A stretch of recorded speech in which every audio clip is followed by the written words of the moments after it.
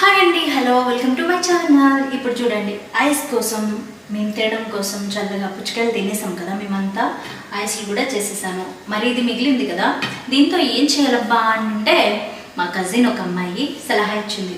దీంతో జామ్ చేయొచ్చు అంటండి. నేనైతే ఎప్పుడు చేయలేదు, ఫస్ట్ టైం ట్రై చేస్తున్నాను. ఎలా ఉందో చూసి చెప్పండి మరి, సరేనా?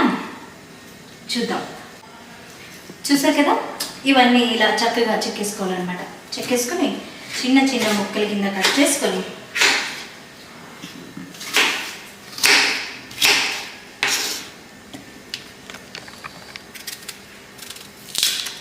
చూసారు కదా, ఈ ముక్కల్లోకి ఒక పెద్ద సైజు బీట్రూట్ తీసుకుంటున్నా. బీట్రూట్ని కూడా చక్కగా ఇలాగా చెక్కుకొని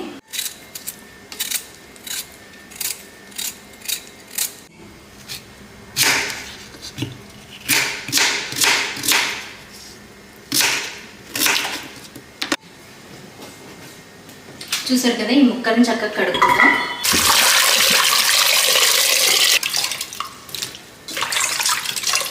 ఇప్పుడు మనం ఈ జామ్ చేసుకోవడానికి కొంచెం షుగరు, నిమ్మకాయ ఉంటే సరిపోతుందండి. మనకి చక్కగా బ్రెడ్లోకి మంచి ఫ్రెష్గా మనం చేసుకున్న జాము రెడీ అయిపోతుంది.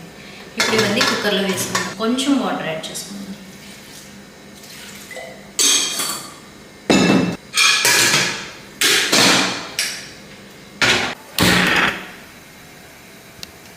ఇప్పుడు స్టవ్ వెలిగించుకున్నాం. 2-3 విజిల్స్ వచ్చే వరకు దీన్ని ఉడకపెట్టుకుందాం, సరేనా? చక్కగా ఉడికిందండి. ఇప్పుడు చూడండి, వాటర్ అన్ని ఇందులోకి తీసేసుకోవాలి.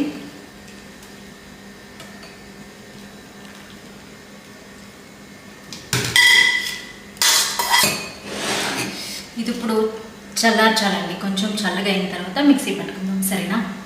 ఇప్పుడు చల్లారింది, ఇది కొంచెం మిక్సీ పట్టేసుకోవాలి. ఓకే, మిక్సీ పట్టేసుకోవాలి.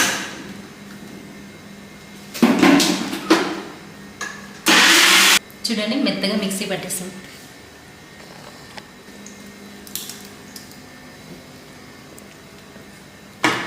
ఓకే, దీన్ని కాసేపు స్టవ్ మీద పెట్టుకుందాం.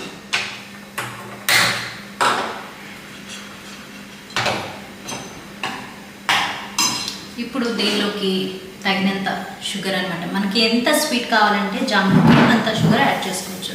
నేను కొంచెం జామ్ అంటే స్వీట్గానే ఉండాలి కాబట్టి కొంచెం ఎక్కువ యాడ్ చేశాను.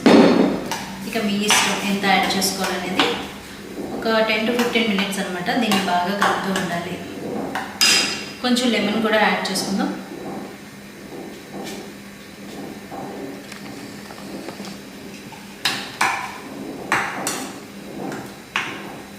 చూడండి, జామ్ రెడీ అయిపోయింది.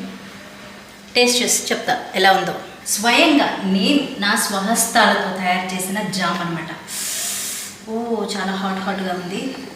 చూద్దాం, ట్రై చేద్దాం ఎలా వచ్చిందో. ఫస్ట్ టైం ట్రై చేశాను. జామ్ అంటే నాకు చాలా ఇష్టం అండి. బ్రెడ్ స్టైల్లో పెట్టుకొని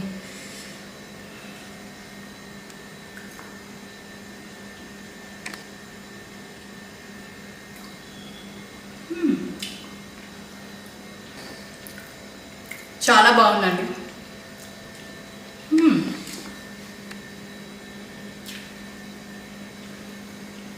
చాలా బాగుంది. మీరు కూడా ట్రై చేయండి, సరేనా? ఓకే మరి, bye. Love you all. Take care.